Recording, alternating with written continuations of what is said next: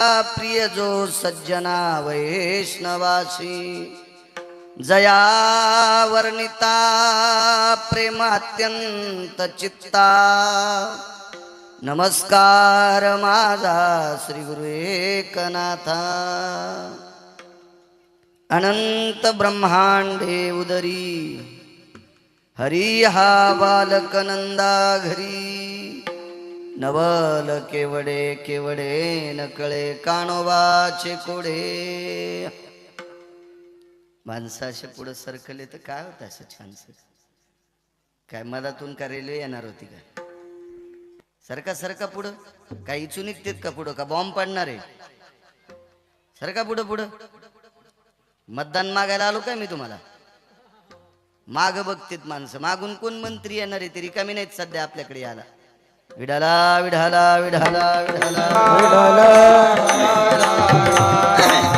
विठाल विठाला विठाला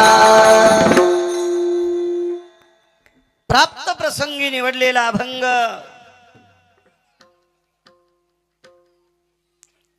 माझ्या देहूतल्या मालकांचा आहे. या अभंगाद्वारे मालक जगदानंद कंद जगतपती द्वारकाधीश श्रीकृष्ण परमात्मा द्वापार युगातील पंढरी परेश भगवान विष्णू परमात्म्याचं द्वापार युगातलं नवल या अभंगाद्वारे देहूतले मालक प्रतिपादित करतात. विठाला अंशात्मक ब्रह्मांडाच्या मालकाची अवतार 24 झाली.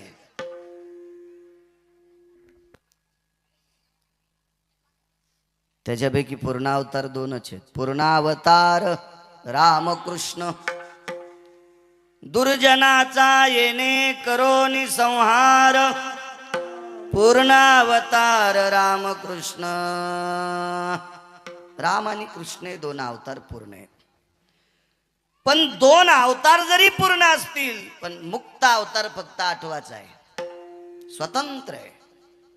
मनसोक्त वाटेल तसं करता आलं तो 8वा अवतार आहे. 7वा अवतार बंदिस्त आहे.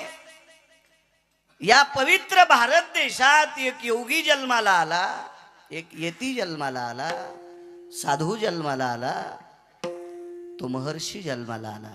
बोलिला वाल्मिक तैसे ते करीना बोलिला वाल्मिक तैसे ते करीना वर्षोने दावेला आमाने नामावने वर्षोने दावेला आमाने बोलिला वाल्मिक तैसे ते करीना बोलिला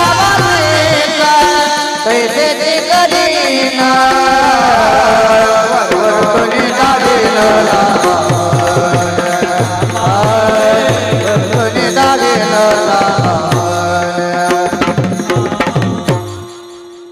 संत शिरोमणी नामदेवराय नमूद करतात 7वा अवतार महर्षी वाल्मिक जसं बोलतात जसं लिहितात त्याच्या व्यतिरिक्त पंढरपुरातल्या मालकाला एका पेनच्या टिपक्या इतकं सुद्धा बाजूला सरकता आलं नाही.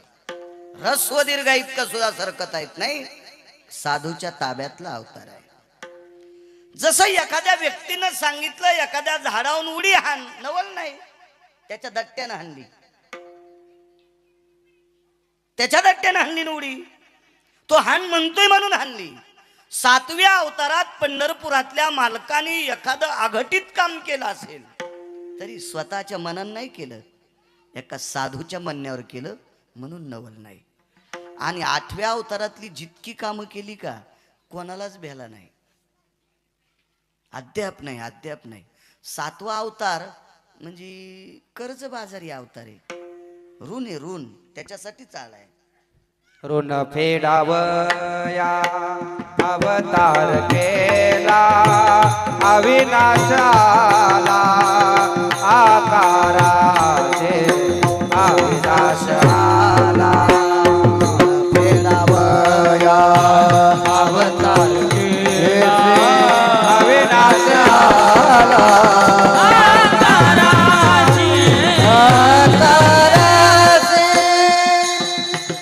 ऋण फेडावया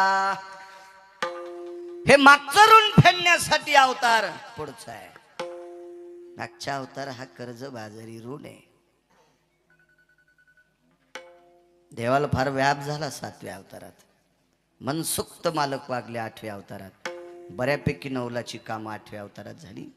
जशी बुद्धी देताल तसा बाळू बोलण्याचा प्रयत्न करेल. मोठ्या श्रद्धेने, मोठ्या अट्टहासाने, मोठ्या असीम प्रयत्नाने भैरवनाथ जन्मोत्सवाचा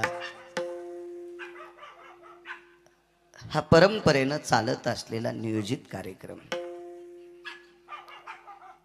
जगदानंद कंद जगतपती भगवान सबदेव के बाबा भगवान शिवशंकर, त्यांच्या अंश असलेले भैरवनाथ, अशा प्रभूंचा प्रगट दिन.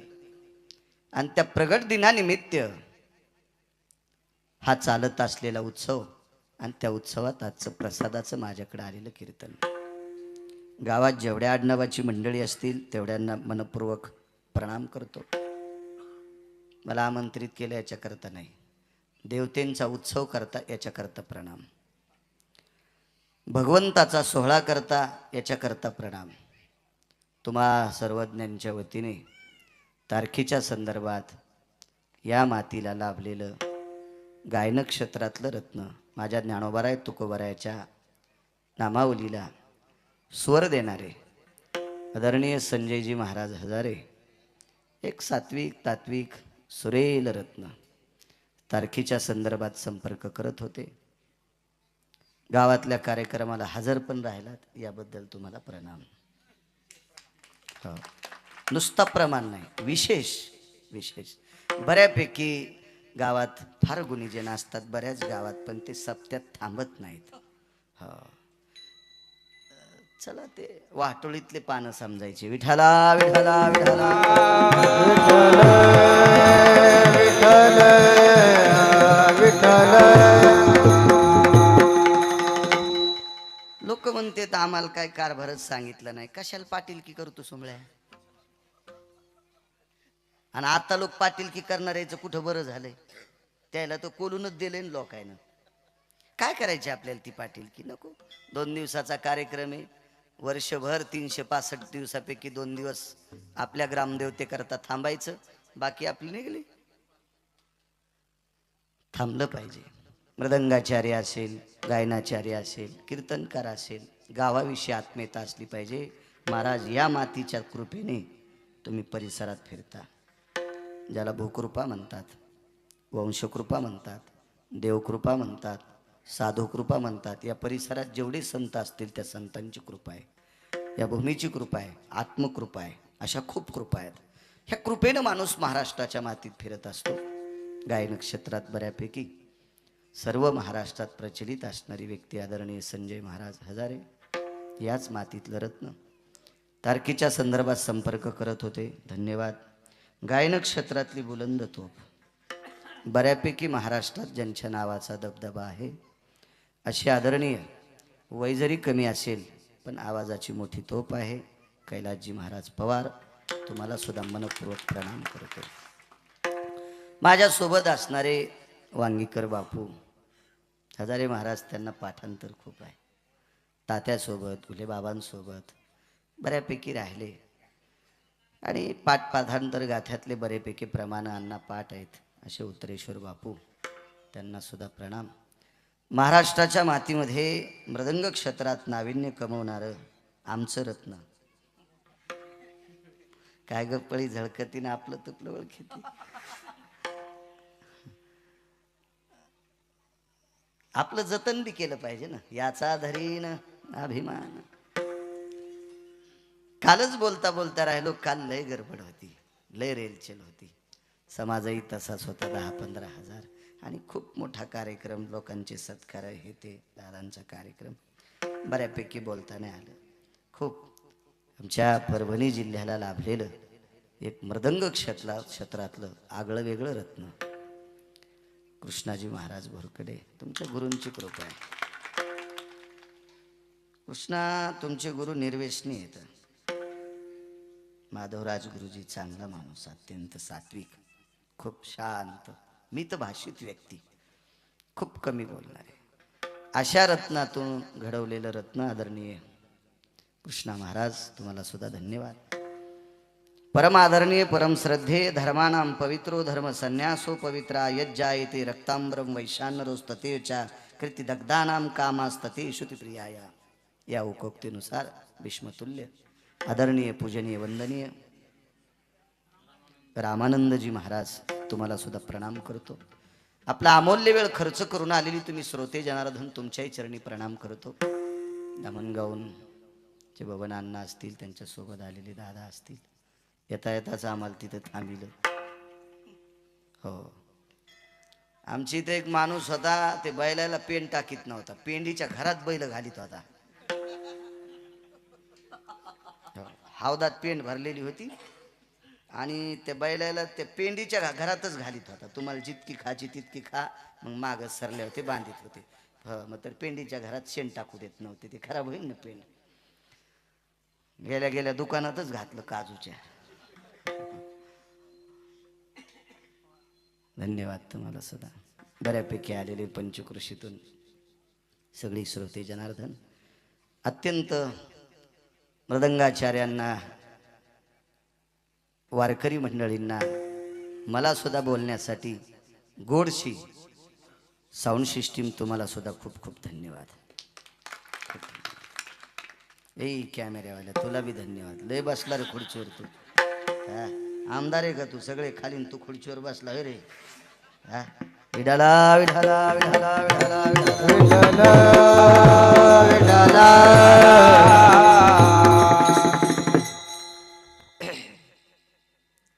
बरे पोरं घेतेत, कीर्तन टाकीतेत, लोक ऐकतेत, तुमच्या चाली ऐकतेत, तुमचा पक्वाद ऐकतेत. वारकरी संप्रदायाचा प्रचार करते, त्याला का कॅमेरा लावू द्यायचा नाही? लावू द्यायला पाहिजे पोरायला. चालते. मला वाटतं आपल्या कलईत जवरक वरण एका तवरक लोकांनी येवान जेवून जा.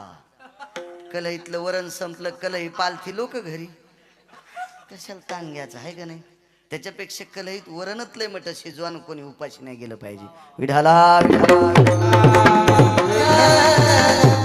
अधिष्ठान देवतेला भैरवनाथाच्या चरणी साष्टांग प्रणिपात करतो. या परिसराला लाभलेलं वारकरी संप्रदायातलं अत्यंत तात्विक सात्विक सदाचारी पुण्यशील रत्न वैकुंठवासी स्वर्गीय मदन महाराज गुरुवर्यांच्या चरणी नाक घासून प्रणाम करतो.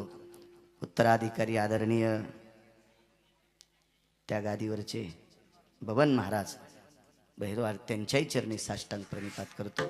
या परिसरातला यती योगी जपी तपी संन्यासी अनुरागी नामधारक वारकरी, या परिसरातल्या सर्व सात्विक लोकांच्या चरणी प्रणाम करतो आणि अभंगावर येतो. विठाला विठाला विठाला विठाला. नवल केवडे केवडे देहूतले मालक द्वारकाधीश जगदानंद कंद जगतपतीचं नवल प्रतिपादित करतात. अनंत ब्रह्मांडे उदरी, ज्याच्या पोटात अनंत ब्रह्मांड आहेत. खालचे 7, वरचे 7, 21 वर्ग, 14 भुवन, आतळ वितळ सुतळ तळातळ रसातळ पाताळ, खालचे 7. वरी आपण ज्या दीपात राहतो त्याला जांबूदीप म्हणतात. सिंहलदीप, कौशदीप, पल्वकदीप, शाल्वदीप असे 7. वरचे 14, 21 हे सगळी ब्रह्मांड ज्याच्या पोटात आहेत. हरी हा बालक नंदा घरी, हे नवलच म्हणावं लागेल ना, नवल म्हणावं लागेल, नवल म्हणावं लागेल. 10-5 माणसं ज्याच्या खिशात आहेत, तो कोणाला राम राम घाली ना. हे भाग सगळा आपलाच आहे, काय म्हणतात ना, हे भाग सगळा आपलाच आहे.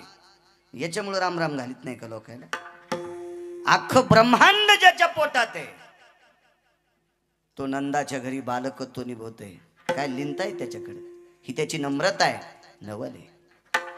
पृथ्वी जेने तृप्त केली, विश्वाला तृप्त करण्याची ताकद ज्याच्यात आहे त्याला जगाचा बाप म्हणतात. त्याच्या मनात आलं ना, तुम्हाला नाही भाकरी खाऊ देत ते. आहा, त्याच्या मनात आलं तर असा गावरान तुपातला शिरा हातात घेतला, चमचा प्लेट मध्ये घातला, चमच्यात शिरा घेतला आणि वटापशी चमचा नेउस्तर गुचकी आली.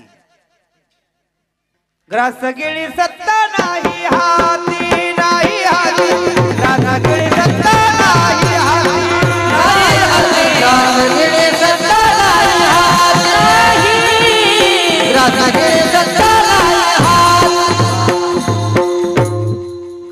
सगळी सत्ता नाही हाती, घास सुद्धा खाऊ देत नाही. आणि त्याच्या मनात आलं किती बी खालच्याला जीव घालते, किती बी तुम्हाला दिसत नाही त्याला जीव घालते. पोषितो जगाशी एकला तो, पोषितो जगाशी एकला तो, पोषितो जगाशी एकला तो, पोषितो जगाशी एकला तो. एकटा जगाला पोचतोय. ज्यांच्या पॅन्टीवाल्यांना माहित नसेल, कधी कधी जुनं माहीत ठोत जा, देव तुमचं चांगलं करीन. ज्यांच्या जुनं लक्षात येतं का ते पुढं नीट वागत असतील. ज्याच्या जुनं ध्यानात नाही का ते भंगिरे कवा बी उताने होते. जुनं लक्षात ठेवलं पाहिजे. जुनं जुनं सांगू, आपल्या बाप दाद्याने ज्या जुन्यात राहून आपल्याला मोठं केलंय ते खरं जुनं आहे, ते खरं जुनं आहे. आता आपण बेगडी युगातले माणसं आहेत. हे बेगडी युग आपल्याला पोटाला भाकरी देत नाही, जुनच देते. जुनच जुनं स्मरणात ठेवलं पाहिजे, जुनं लक्षात ठेवलं पाहिजे. जुन्यांची आपल्यावर कृपा आहे. जुन्यांनी जर त्या काळात जमिनी विकून मथाऱ्या गोव्याला नेल्या असत्या, जुन्यांनी त्या काळात 72च्या दुष्काळात प्रॉपर्ट्या विकून मथाऱ्या हनीमूनला नेल्या असत्या, तर तुम्हाला आणि मला नाशिकला इटा उचलायला जावं लागलं असतं, मुंबईला गटार उपसायला जावं लागलं असतं. म्हणून जुन्यांना लक्षात ठेव जा. आपल्या बापदाद्याने हिरी फळड्या, त्याच्या मनात आल्यावर न दिसणाऱ्याला सुद्धा जीव घालते. पृथ्वी जेने तृप्त केली सांगते. 90 फुटाहून विहिरीतून एक टोळ निघला. 90 फूट खोल होता, तिथून टोळ निघला. क्रेन होते पहिले काढायला, बैलावरचे क्रेन होते. नंतर हे इलेक्ट्रिक इंजिनवरचे आले, मोटरवरचे आले. नाना आधुनिकता आली. आता वरूनच हिर खांदायली, मोठं पॉकलॅन वरूनच बारक मधाच सोडायले. ते बेंडकी आणि असं फिरत गर गर गर गर गर गर. यंत्रयुग आलं, ते काळगोडा आला.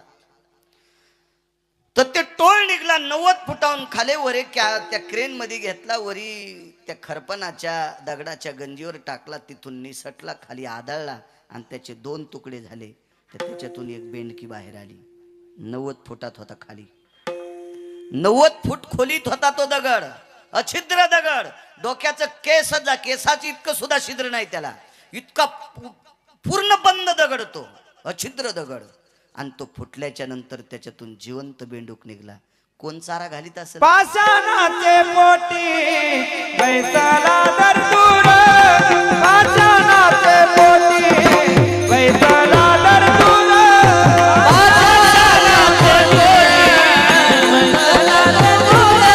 पाषाणाचे पोटी बैसाला दरदूर, पाषाणाचे पोटी बैसाला दरदूर, पाषाणाचे पोटी बैसाला दरदूर, पाषाणाचे पोटी बैसाला दरदूर, पाषाणाचे पोटी बैसाला दरदूर, पाषाणाचे पोटी बैसाला दरदूर. दयामुखी तारा कोण घाली, दयामुखी तारा कोण घाली, अरे नाथविचे कृपाळू देवाची, अरे नाथविचे कृपाळू देवाची.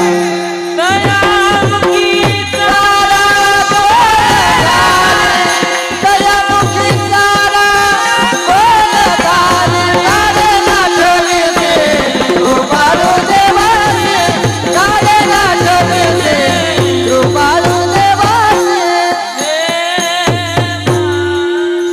पाषाणाचे पोटी बैसला दरदरू, तयामुखी चारा कोण घाली. 90 फूट जमिनीत खाली त्याच्यात निघलेल्या दगडाला कोण चारा घालीत असेल? कोण चारा? पृथ्वी जेने 18-19 वर्षापूर्वी एका हलकट माईनं,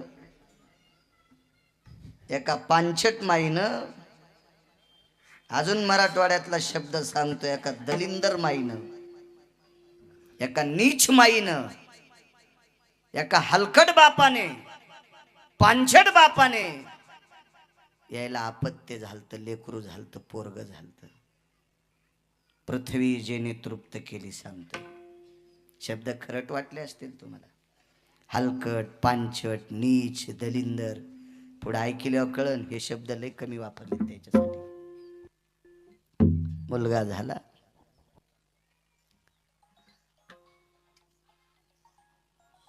बंद करा त्याला. रामानंद महाराज तो मुलगा एका पिशवीत टाकला. पिशवीत झाल्या झाल्या त्याचं अंग पुसलं नाही, त्याला नाव घातलं नाही, त्याला कपड्यात नाही गुंडाळला. किती हलकट माय, किती बाप हलकट असेल तो. वनातल्या लांडग्यापेक्षा हरामखोर बाप तो. पृथ्वी जेने तृप्त केली सांगतोय. रेल्वेत बसला, एक्सप्रेस गाडी होती, फार धाव वेगानं धावणारी गाडी. त्या गाडीत बसला. गाडी इतक्या वेगात पळत होती ती रेल्वे. गाडीच्या दरुजात आला आणि पोटचा गोळा गाडीच्या दरुजातून फेकून दिला. सकाळी पोरग झालत. हलकट माईनं दूध नाही पाजलं त्याला, नाही दूध पाजलं त्याला, नाही कुरवाळलं त्याला तिनं. तो बाप बी किती निर्दयी असेल आणि ती माय सुद्धा किती निर्दयी असेल, त्याला बाप म्हणून घ्यायचा अधिकार नाही, त्याला तिला सुद्धा माय म्हणून घ्यायचा अधिकार नाही. एक कवितेतलं एका सात्विक स्त्रीने एक कविता लिहिली. दुधावर आली बुरी, तिले साय म्हणून निजविते भुके पोटी, तिले माय म्हणून. हे तर काही खात नव्हतं ना, जन्म तिला दिलाय त्या अर्थी तिला दूध होतं ना. कोणी केली बाळा दुधाची उत्पत्ती, वाढवी श्रीपती सवे दोन्ही. वक्षस्थळात दूध होतं तिला, नाही पाजलं त्या हलकट माईनं, देऊन टाकलं नवऱ्याकडं. आणि त्या नीच वृत्तीच्या बापानं रेल्वेतून ते पोरग फेकलं. कर्मनो गहनो गती, बेश्रमाच्या जाळीत पडलं हो. जमिनीवर आपटलं नाही, हजारे वा त्याचा चुरा झाला असता हो. नेमकं झालेलं होतं. अंग न पुसल्यामुळं त्याच्या अंगावरच्या पाण्याच्या अशा ओळ्या झालेल्या होत्या. पेपरवर त्याचा फोटो आलता. 20-22 वर्षापूर्वीची गोष्ट, मला कळतंय चांगलं. 10:30 वाजता शेळ्या सांभाळणारा रेल्वे पटरीच्या कडीला गेला तर 10:30 वाजता एका पिशवीतून रडण्याचा आवाज आला. दृष्टांत संपला. आता गायनिक एखादं हॉस्पिटल असेल तुमच्या परिचित नगरला, तर तिथं जा. बऱ्यापैकी लेकरं काचेत असतील, कोणाला मास्क लावलेला असेल, कोणाच्या पायात नळी असेल, कोणाच्या बेंबीत नळी असेल, कोणाच्या हाताला नळी असेल. याचं वजनच कमी आहे, कमी दिवसात जन्माला आला, असं काहीतरी, त्याला कावीळच झाला, जन्माता जन्माता त्याच्या तोंडात घाणच गेली, असे नाना प्रकारचे तुम्हाला प्रकरणं आढळतील. हॉस्पिटलमध्ये ती लेकरं दाखल असतात. काय केली याच्यावर चर्या हो, काय चर्या? फेकून दिलं. किती वेगात पडलं असेल. आज ते पोरग नायब तहसीलदार आहे. आज नायब तहसीलदार आहे ते पोरग, नायब तहसीलदार. सांगा, माईनं जन्म झाल्यावर पिशवीत टाकल्यावर बेसरामाच्या जाळीत बापानं फेकून दिलंय. कोण जगिला असेल त्याला? देखवी ऐकवी एक नारायण तयाचे भजन, जीव त्यानंच घातलंय. पृथ्वी जेने तृप्त केली, ही ताकद ज्याच्या हातात आहे त्याशी यशोदा भोजन घाली. नवल नवल. विश्वव्यापक कमलापती, त्याशी गवळणी कडिये घेती. विश्वात व्यापून उरलाय. आपण सगळे माणसं म्हणतो आम्ही मंडपात बसलो, तुम्ही म्हणताल आम्ही स्टेजवर बसलो, मी म्हणेल मी वरी व्यासपीठावर बसलो, पण हे सगळं कोणी धरलंय त्यानं. ज्या दिवशी ते सोडून देईल का त्या दिवशी डगडग डगडग सगळं हलन. काय रगडा होईल काय सांगता येतो का आपला? काय झालं किल्लारी गावात, काय झालं माळीन गावाचं? मागे दुसऱ्या देशामधून बातम्या आल्या, यष्ट्याची यष्ट्याच रोडमध्ये गेल्या, आपण मग त्या जमिनी फाकल्या आणि बंदी यष्टी रोडच्या त्या भेळीमध्ये जाती. कोणाची ताकद आहे? विश्वाला कडेवर ठेवायची ताकद ज्याची आहे आणि त्याला गोपी कडेला घ्यायल्यात. नवल केवडे केवडे तुका म्हणे नटधारी भोग भोगुनी ब्रह्मचारी. 16,108 पत्न्या देहूतले मालक सांगतात. आपल्याकडे जर एक बायको केली तर संन्याशी होता येत नाही, आणि व्हाचा असेल तर मग तिला सोडून द्यावं लागतंय, तिला सोडून द्यावं लागतंय. तरी पण त्याला बाल ब्रह्मचारी म्हणत नाहीत, नुसता ब्रह्मचारी किंवा नुसता संन्यासी म्हणावं लागेल. ज्याला खरा संन्यास घ्यायचा त्याला स्त्रीचा संग नसावा. शब्द आहेत, शास्त्रात पुरावे येतं. मी फक्त तुम्हाला सोप्या भाषेत सांगायलो, जास्त अडचणीत हात घालीत नाही, इचू निघत असते. सोपं सोपं ऐकायचं कशाला, आहे का नाही? उगं गबाळीच खायचं घेणं देण. नदीला जर पाणी भरपूर असेल संजय बुवा तर कशाला ईर खांदायची फुकट कळण शेंडी वळवळ, तिच्यातच मोटर टाकन ऊस भिजेव ना. पण लय एकाल नाद नाही म्हणला, मला ईरच खांदायची. घातले सारे पैसे, 1.5 एकर जमीन इकली, मग ऊस लावायला कुठं जमीन आहे?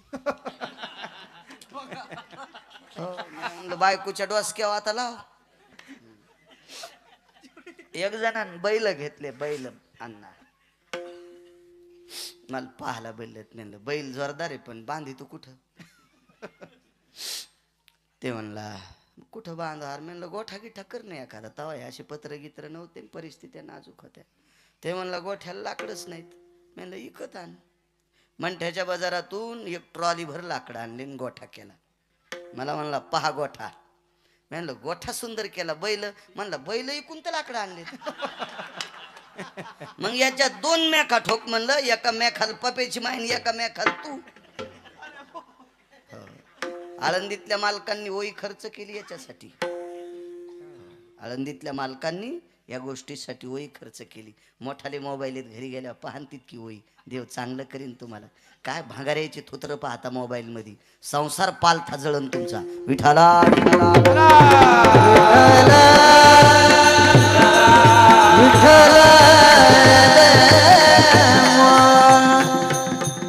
16,108 पत्न्या. आता एक करून ब्रह्मचार्याच्या यादीत नाही.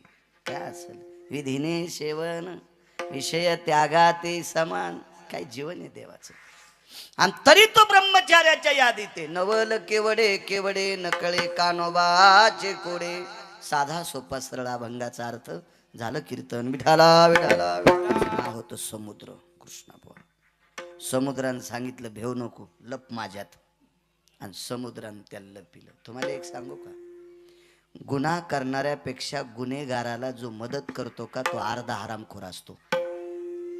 तो अर्धा गुन्हेगार असतो, अर्धा गुन्हेगार असतो. गुन्हा सहन करायचा नाही. गुन्हा सहन करणाराच अर्धा नालायक, अर्धा गुन्हेगार असतो. समुद्रानं त्याला लपवलं. समुद्राला चीड होती पंढरपुरातल्या मालकाची, 7व्या अवतारातल्या मालकाची चीड होती. काय चीड होती? माझी पोरगी याला दिली आणि याला सांभाळता नाही आली. कारण सीता ही सागराची कन्या आहे, लक्ष्मी सागराची कन्या आहे, लक्षात ठेवा. थोडस त्याच्या मनात राग. आणि दुसरी गोष्ट सांगायचं झालं तर रंगनाथ गुरुजी परभणीकर सांगायचे, समुद्र थोडा अहंकारीच, अहंकारीच समुद्र. ते 4 गोष्टी सांगायची, त्याच्यातली एक सांगतो. ब्रह्मांडाच्या मालकाला इकडच्या कडेहून तिकडच्या कडे जायचं, त्यावेळेला समुद्राने रस्ता दिला नव्हता. जगाच्या मालकाला रस्ता दिला नाही. जाऊ द्या, देवाचं ऐकलं नसेल, संतांचं ऐकत नसते. मारुतीरायासारख्या संतांनी विनंती केली, जगातला 1 नंबरचा वारकरी येऊनी जन्मला मरकट, वैष्णवा माझी अतिश्रेष्ठ, हनुमंत म्हणावया कनिष्ठ ऐसा पापिष्ट कोण आहे. वारकऱ्यातला अतिश्रेष्ठ व्यक्ती आणि त्या मारुतीरायाने विनंती केली, ऐके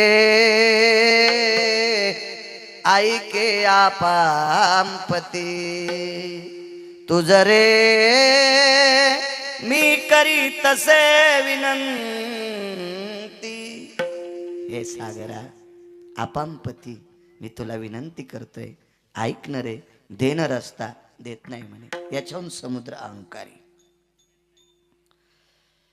अशा अहंकारी समुद्रानं एका नालायक माणसाला त्याच्या पोटातलं पिलं आणि याला मारायचं होतं पंढरपुरातल्या मालकाला. मग मालकाने एका महाराजाला बोलवलं. महाराज साधे नव्हते. अधिकारी महाराजांची चेष्टा करायची नाही.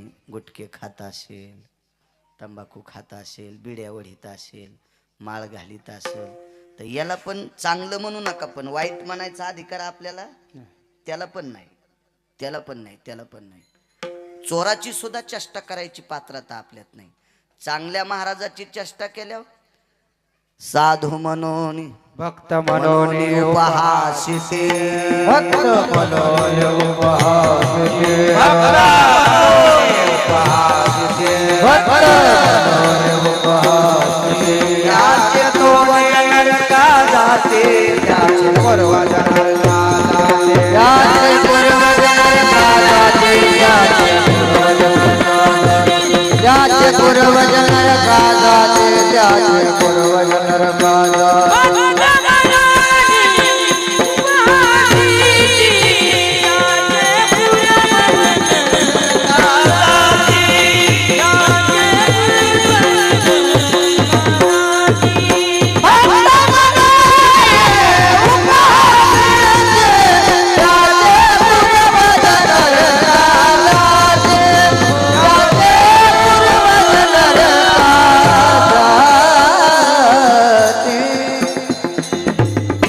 पैठणच्या मालकांचं वागतंय, भक्य भक्त म्हणून उपहासिती, त्याचे पूर्वज नरका जाती. नाथबाबा म्हणतात असे महान योगीराज साधू आमंत्रित केले आणि साधूंना सांगितलं, गुरुदेव समुद्रात एक नालायक व्यक्ती लपलाय आणि त्याला मारायचंय, तो दिसत नाही, करता का मदत. ते महाराज काही मंदिरात पत्ते खेळणार नव्हते. मंदिरात तंबाखू खाऊन थुकणारे नव्हते. त्या महाराजात एवढी ताकद होती, असा पसा समुद्रात घातला आणि एकदा असं केलं की कोरडा फट समुद्र. 2-4 पुस्तकं वाचलेला भंगिऱ्या म्हणीन गिरगावकराच्याच गोळ्या संपल्यात. एका आचमनात समुद्र कसा संपला. अरे ते साधू आहे साधू. एकाच मने माझा पिता जयाने प्राशिला, नवल सांगतोय. म्हणून मी बहु भीते गया साधू कुळाला. साधूची भीती वाटावं माणसाला. साधूला बघितल्याच्या नंतर आदर अंतकरणात असला पाहिजे, आदरयुक्त भीती असली पाहिजे साधूविषयी. एका घोटात समुद्र पिऊन टाकला, उघड केलं, संदिशी मारलं, सोडीला चंद्राकृती बाण, एका ठोक्यात वाजून टाकलं. दर्शन घेतलं महाराजांचं. कोणी माहितीये? पंढरपुरातल्या मालकानं 7व्या अवतारात महाराजांचं दर्शन घेतलं, हाताला स्पर्श केला आणि सांगितलं, गुरुदेव चला जेवायला आमच्याकडं. घरी जेवायला नेलं. कौशल्या आई साहेबांना स्वयंपाक केला तर काय तिथं कमी असेल. देवाच्या घरचा स्वयंपाक म्हणलं काय पाहायचं कमी. देवाच्या घरचा स्वयंपाक लागल ते, आणि संतांना जीव घालायचे. समर्थाचे घरी सकळ संपदा, नाही कदा तोटे काचया, नाही कदा तोटे काचया. समर्थाचे घरी सकळ संपदा, नाही कदा काचया, नाही कदा तोटे काचयाची. समाधी प्रकरणामध्ये माऊली महावैष्णव ज्ञानोबा रायला विटेवरच्या मालकिनीनं मुगाचं वरण पण केलं. समाधी वाचवा, लक्षात येईल तुम्हाला. समाधी प्रकरण वाचा ना. मुगाचं वरण पण केलं. मुगाचं वरण. काय दयाळू असलो तो जगाचा बाप. काय दयाळू असेल ती जगाची मालकीन. 7व्या अवतारातल्या विटेवरच्या मालकांनी अगस्तीला नाना प्रकारचे तळील्या वरिल्या एकची पकवान जेवायला बसले. पाणी फिरवायचं तर पाणीच दिलं नाही. पाणी नाही म्हणते रामचंद्र जी. अरे पाणी. नवल सांगतोय पाणी नाही म्हणले. का पाणी नाही? ऐका म्हणले महाराज, तुम्ही एका आचमनात एक समुद्र पेलाय. घोटात नाही. घोटात नाही. आचमन किती असतं माहितीये का? एक पळी भर पाणी. पळी म्हणजे ही भाजी वाढायची नाही. संध्या सुपात्रे सुवदन यत पात्रेषु यचा आचमनास्ततयम् यतोषा सर्वस्थितो पूर्णान् मिद्यान् भयो जलस्तापो यत करद्वयम् आचमन यकरिष्यते. कर्मविस्तार सांग. किती पाणी आलं पाहिजे? वा. माश मात्र जळ घ्यावे. माश मात्र हे नाही करायचं इतक्या अडचणीतलं. मूग किंवा उडीद फोडायचा. मूग किंवा उडीद फोडायचा. 2 डाळिंब्या निघतात. एका डाळिंबीचे टरकल काढायचे आणि ती डाळिंबी हातावर ठेवायची. ती भिजेली इतकंच पाणी आलं पाहिजे. याला आचमन म्हणतात. कर्मकांड चुकीचं फार फार विस्तृत आहे. कमी जरी झालं जास्त जरी झालं तर मद्यपान केलं इतकं पाप लागतंय किंवा मांसाहार केलं इतकं पाप लागतोय. इतकं कर्माचं घराणं लय अवघड आहे. हा, म्हणून वारकरी संप्रदाय संतांनी सांगितलंय तुम्ही मुकाट्याने रामकृष्ण नामे हे दोन्ही साजिरी हृदय मंदिरी स्मराकारे. योगन यागन विधीन कर्मन हे काय? सकाळी खाल्लेली भाजी संध्याकाळी सांगताय ना. आणि त्याला योगन कर्मन यागन विधी काय कळत असत? ह्या गोष्टी असतात का कुठं? सोपं सांगितलं आपल्याला. सोपं. कलियुगी उद्धार हरीच्या नामे. सोपं सांगितलं आपल्याला. एका आचमनात एक समुद्र पिऊन टाकलाय तर 7 आचमनात 7 समुद्र. पाणी तुम्हाला तहान कशी भागल? मग या अवतारात जीव घालतो आणि पुढच्या अवतारात पाणी प्या. महाराजच होते. आमच्यासारखे गबाळे थोडेच होते. बरं काय हरकत नाही. मग तुम्ही म्हणताल तेच ऐकू. हो, ते म्हणे साडी नेसून कीर्तन कर तरी ऐकतो का सोंबळ्या तू? नाही या तुम्ही म्हणल्यावर काय नाही करायचं? येडपट काय? आणि त्याची काय लायकी ती तुला सांगायला आणि तू हो म्हणायला? अशा गबाळेच ऐकत असते तुय. पात्रता लागन, योग्यता लागन ना. मालक आहेत ते रामचंद्र जी.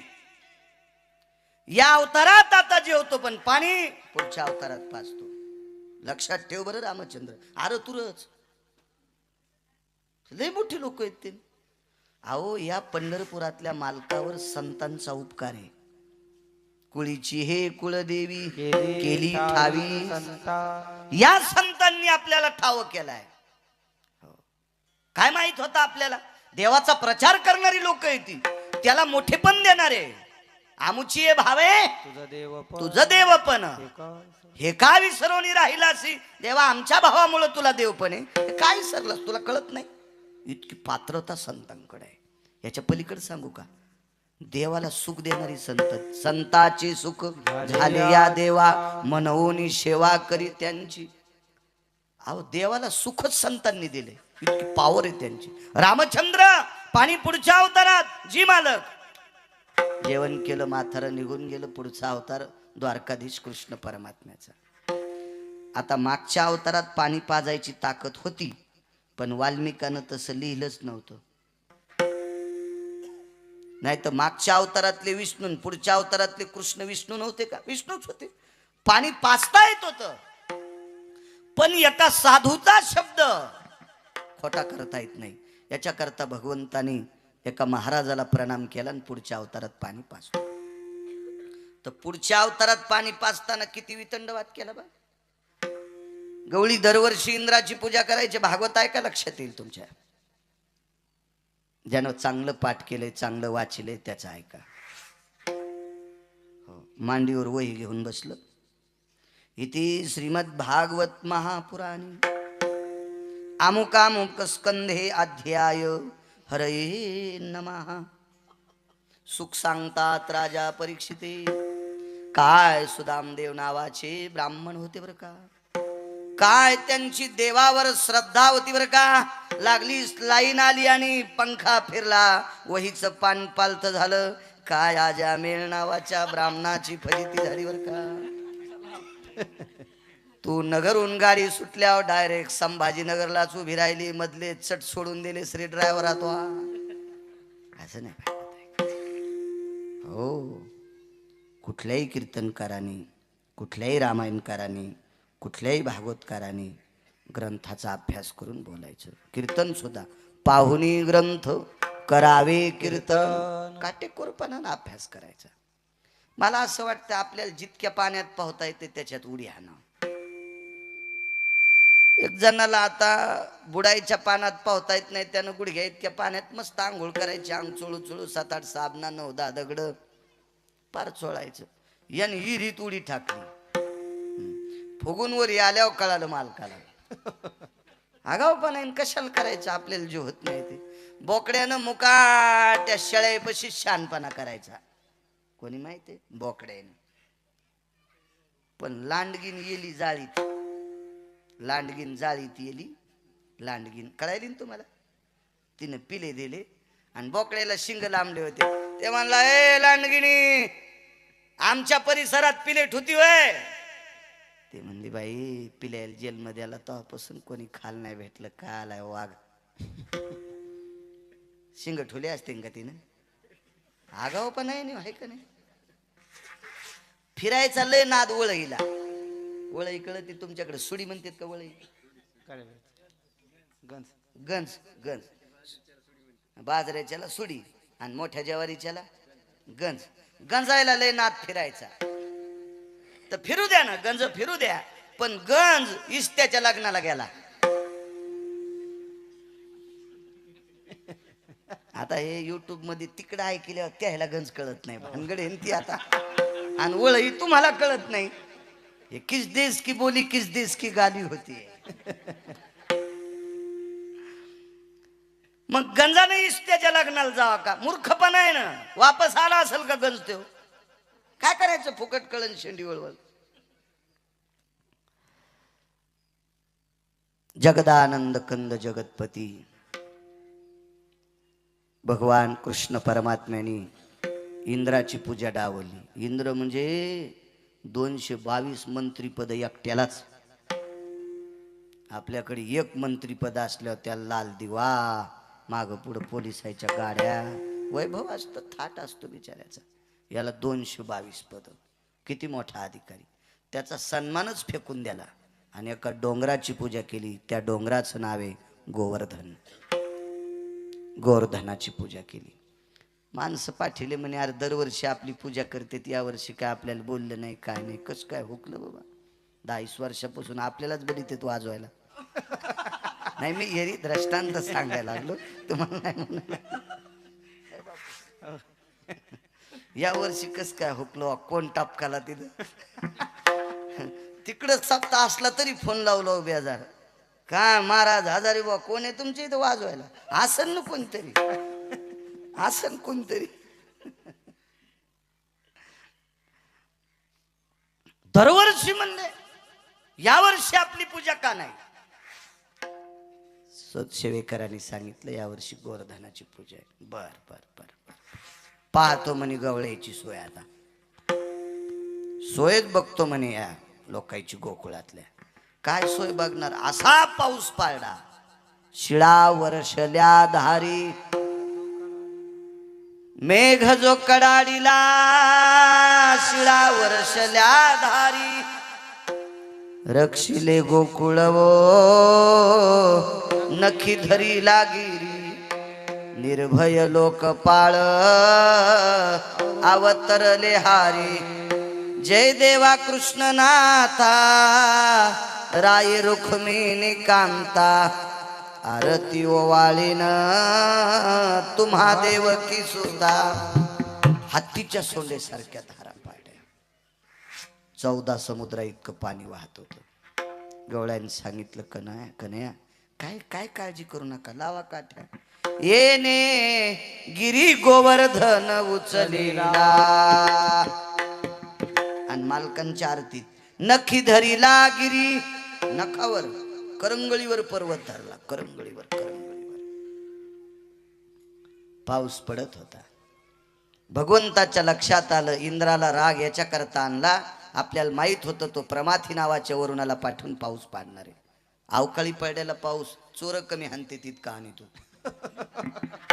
अवकाळी पाऊस काही हिशाबात नसतो ना, हिशाबात नसतो. 19 घर मेले बाहेर बांधलेले, जांबासारख्या गारा. हो, तुम्ही त्याला पेरू म्हणत असता नाही का? पेरून जांब एकच ना वाटतंय. हो, बैंगनावानी गारा, वांग्यासारख्या बैंगनासारख्या अशा गारा टपा टपा टपा टपा लागल्या.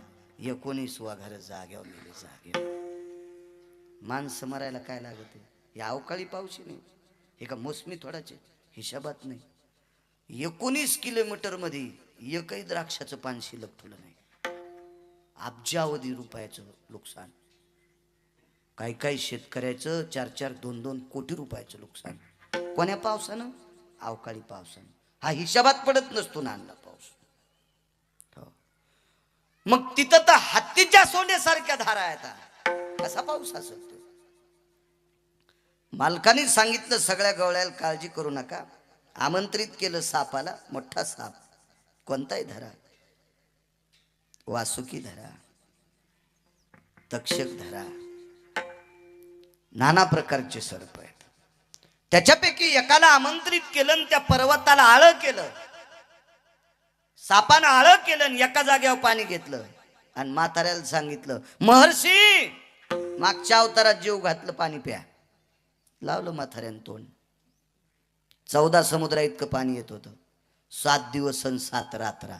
8व्या दिवशी सकाळी म्हाताऱ्यानं चुटकी वाजली आणि वरच्या मंत्र्याला सांगितलं, जरा हिशाबात राहा, येड्यावानी. वर्षभर पाऊस पाडला तरी मी पेतो आणि हे भिजत नाही. मी वर्षभर पाऊस पाडला तरी मी पेतो, मी दमत नाही, आणि याच्या अंगावर एकही थेंब पडत नाही, तू काऊन येड्यावानी करायला? मग इंद्राच्या लक्षात आलं. त्यानं कामधेनू नावाची गाय आणली आणि ब्रह्मांडाच्या मालकाला अभिषेक केला. तिथून पुढे विश्वाच्या मालकाला गोविंद नाव पडलं. गोविंद नाव. गोविंद नाव 2 कामामुळे. एकदा ब्रह्मदेवानं सुद्धा अभिषेक केलता. वासरं चोरून नेलती, गोपाळ चोरून नेलती, ते सुद्धा नवलच आहे. जशाला तशी खाली तयार केली. त्यावेळेला कामधेनू आणली, भगवंताला अभिषेक केला, गोविंद नाव पडलं. मालक सांगतात 7व्या अवतारात जीव घातलं. ही प्रक्रिया करण्याची ताकद 7व्या अवतारात पण होती, पण स्वतंत्रता नव्हती. 8वा अवतार म्हणजे सासूबाई. तुम्हाला एक माहिती आहे का? सुनाच्या हातानं कंदील फुटला की सासू म्हणती, वगाड तोंडे, काय उठाडावानी चलती माय, देवानं डोळे दिले का नाही बाई, म्हशी तरी नीट चलत यात, काय चलती बाई, भांडे ठ्यासाळायला लागली, कंदीलच फोडा. सुनाच्या हातानं फुटल्या. हेच तू ह्या माईन शिकिल तर का? इथरोक गेली सासू तिथरोक. आणि काय नाही, 5 रुपयाचा काच असतो कांदाला, लोकांना थोडंच फुटत असते, ते मधला काच फुटला आणि सासूच्या हातानं कंदील फुटल्या. आत्या कंदील फुटला बाई, आंधक झालता म्हणून मी फोडा. पाय सासू, हिला चांगल्या वाहत्या पुरात टाकावा. हो, म्हणजे अशी पार लगे माशानं खाऊस तर गौसल नाही पाहिजे. नाही, वापस कशी येईन, खालीच जाते. मग वरीत निवड टाकायचं आणि जेव्हा म्हणायचं आत्या तुम्ही अशाच. सुना लयच खुश झाल्यानं. बरं ठीक आहे, सासूला पुरात टाका म्हणल्या, तुम्हाला लय हसू आलं. आणि तुमच्या भाऊजाईची तुमची माय कोण आहे? सासू. मग तुमची भाऊजाई नाही का चुलीत टाकायची तुमच्या माईला? म्हणजे नवऱ्याच्या माईला पापुरात टाका म्हणलं की हसू आलं, तुमच्या माईला चुलीत टाकल्या कशाने आटारल्या बघा ना. हो, अशा आकसाल्याच. हो, फ्रीज मध्ये काही वस्तू ठेवल्यावर कशी आटरती, अशा आटराल्या. हा, आपल्या माईचं जसं बरं व्हावं वाटतं का, तसं सासूचं बरं व्हावं वाटतं. जा, देव तुमचं चांगलं करेल. सासालाही खुश झाल्या. म्हाताऱ्या म्हणल्या, माय संजय महाराज यायला दरवर्षी आणि भाई आमच्याकडून बोलत ग गिरगावकर. पण तुम्हाला सांगतो, तुम्हाला तुमच्या लेकीचं जसं बरं व्हावं वाटतं तसं सुनाचं बरं व्हावं वाटतं जा ना. आपल्या लेकीचं जसं चांगलं ऐका वाटतंय तसं सुनाचं पण चांगलं ऐकी जाणं. संसारात नीट वागणं याचंच नाव सप्ताह आहे, याचंच नाव कीर्तन आहे, याचंच नाव भजन आहे, याचंच नाव परमार्थ आहे. घरात काच्या गुच्या देणाऱ्यानं किती ज्ञानेश्वरी वाचू द्या, यायला पंढरपुरातला मालक मानित नाही. विठाला विठाला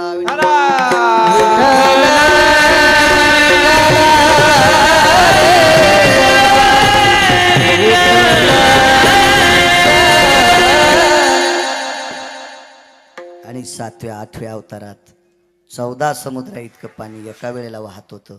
हे प्राप्त केलं आणि साधूची तृष्णा भागवली. मागच्या अवतारातलं कर्ज द्वापार युगात फेडलं. याच्या करता मालक नवल म्हणतात. अनंत नवल नवल